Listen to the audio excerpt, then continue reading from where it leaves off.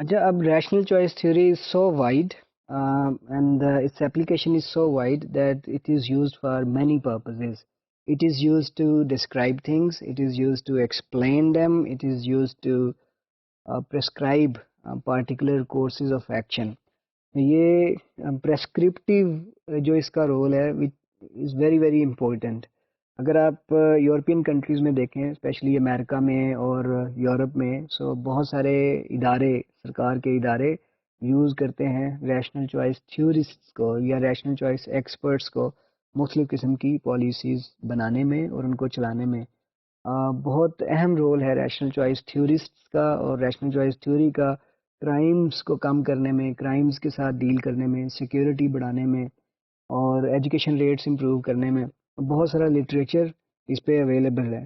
آپ بھی یوز کر سکتے ہیں ریشنل چوائس تھیوری کو مختلف قسم کے مسائل حل کرنے میں اپنی ذاتی زندگی میں، اور مختلف قسم کے سوشل پرابلمس کو ڈیل کرنے کے لیے.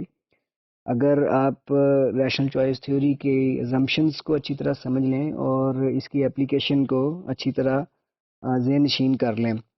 اور ریشنل چوائس تھیوری جو پالیسی کی مختلف سٹیجز ہیں اس پر بھی استعمال ہوتی ہے. پہلی let's discuss about the use of rational choice theory in policy making. جو پہلا اس کا رول ہے ریشنل چوائس تھیوری کا، it tries to give us an idea of about the use of incentives and sanctions in various policy actions. For example, اب تمباکو نوشی کو کنٹرول کرنے کے لیے جو پالیسیز بنتی ہیں اس میں ہر گورنمنٹ کریٹ کرتی ہے particular kind of sanctions to control smoking behaviour. اسی طرح کرائمز کو کنٹرول کرنے کے لیے بہت ساری سینکشنز کریٹ کی جاتی ہیں جس میں پریزن ایک سینکشن ہے. ریشنل چوائس تھیورسٹ یہ سمجھتے ہیں اور وہ یہ بات بہت سارے ڈیٹا اور تجربے کی بنیاد پہ کہتے ہیں کہ کرپشن، جرائم، ڈرگز اور بہت سارے پرابلمز ہیں جن کو سینکشنز امپروو کر کے پریونٹ کیا جا سکتا ہے. فار ایگزامپل، اگر اسموکنگ پہ کچھ ایسی سینکشنز لگا دی جائیں پبلک اسپیسیز پہ اسموکنگ کرنے والوں کے لیے تو اسموکنگ کو پریونٹ کیا جا سکتا ہے. اسی طرح اسٹریٹ کرائمز ہیں، اگر اس کے لیے سینکشنز بڑھا دی جائیں اور جو پوٹینشیل کریمنلز ہیں ان کو اس کے بارے میں بتا دیا جائے تو وہ اسٹریٹ کرائم کو کنٹرول کرنے میں مدد دے سکتے ہیں.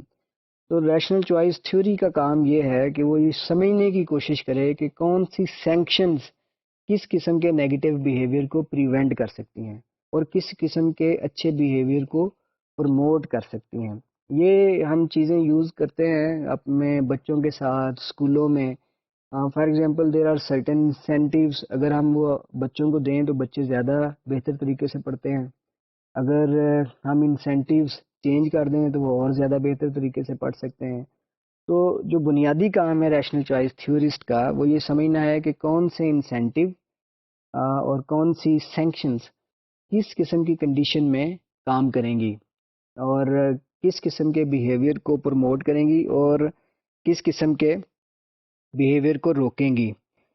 اچھا اب ہماری یہ بھی آبزرویشن کی بات ہے کہ جو انڈیویجولز ہیں وہ اپنا بیہیویئر سینکشنز اور ریوارڈز کے ساتھ رکھتے ہیں ایک طرح سے سنکرونائز کر کے. وہ they try to reduce their pain and they try to increase their gain. تو یہ اگر ہم سمجھ جائیں تو ہمیں ریشنل چوائس تھیوری کی بنیاد پر پالیسی آپشنز ڈیزائن کرنے میں بڑی مدد مل سکتی ہے. اس کے علاوہ جو ریشنل چوائس تھیوری ہے اس کو پالیسی امپلیمنٹیشن کی سٹیج پہ بھی یوز کیا جا سکتا ہے. اس کی مدد سے ایسے امپلیمنٹیشن ٹولز ڈسکور کیے جا سکتے ہیں جن کی کاسٹ کم ہو اور بینیفٹ زیادہ ہو، جو زیادہ ایفیشینٹ ہوں اور زیادہ افیکٹو ہوں. پالیسی ایویلویشن میں بھی کیا جا سکتا ہے use. Policy evaluation is all about finding some patterns which can help improve policy implementation and increase its outcomes. اس طرح پالیسی چینج کرنے میں بھی ریشنل چوائس تھیوری کی انسائٹس ہیلپ فل ثابت ہو سکتی ہیں.